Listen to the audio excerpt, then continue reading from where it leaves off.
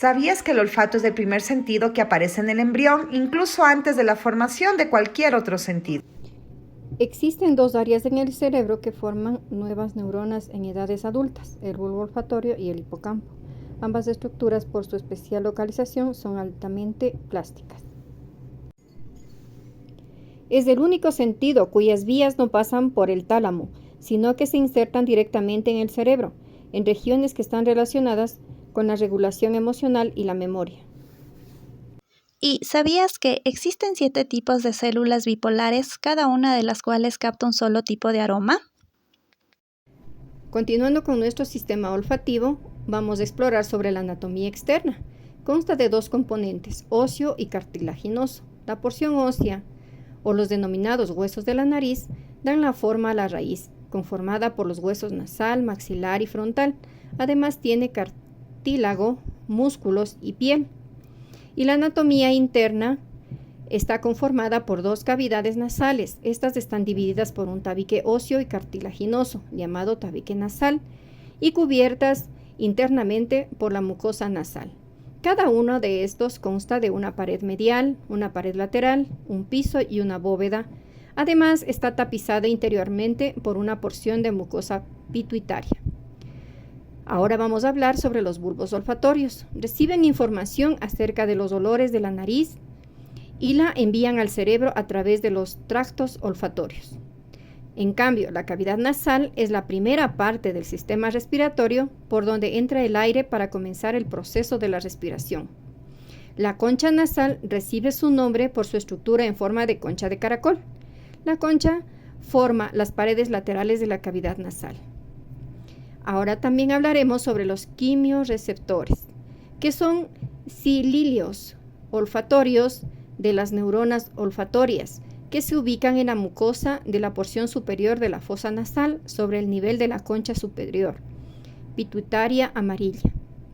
Los estímulos olfatorios, en cambio, hacen que el sentido del olfato se diferencie de los demás sentidos, en tanto que estos pasan desde la cavidad nasal hasta el tubo olfatorio directamente, y de allí al hipocampo, que es la área responsable de la memoria sin pasar a través del tálamo como los otros sentidos.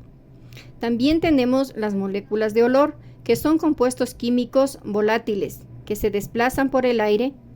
Cuando inspiramos, estas moléculas entran en nuestra nariz y se adhieren a la mucosa olfativa, que tiene 3 tipos de células: sensoriales, de sostén y basales.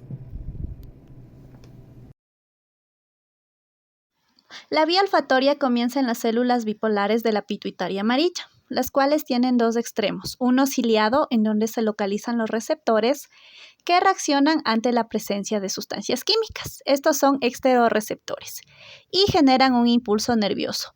Y el otro alargado, que penetra en el cráneo a través de la lámina cribosa y se dirige hacia el bulbo olfatorio. Existen 7 tipos de células bipolares, cada una de las cuales capta un solo tipo de aroma, que son los aromas básicos: alcanfor, almizcle, floral, menta, éter, pungente y pútrido. Los aromas que podemos percibir son solo mezclas de estos tipos básicos.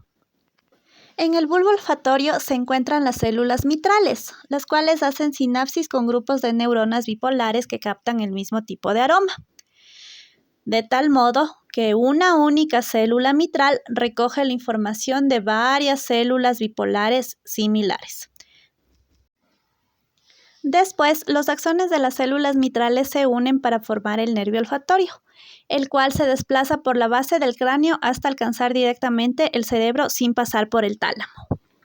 Una vez recibida la información en el cerebro, esta se bifurca en paralelo hacia 2 áreas olfatorias primarias, que es el lóbulo de la ínsula, implicada en el control del comportamiento, y el lóbulo temporal, comprendida en la regulación de la memoria. Ciertas investigaciones afirman que el área órbito-frontal es el área olfatoria secundaria. De ser así, la información olfatoria pasaría por vías talámicas. Se cree que esta media la percepción consciente de los olores.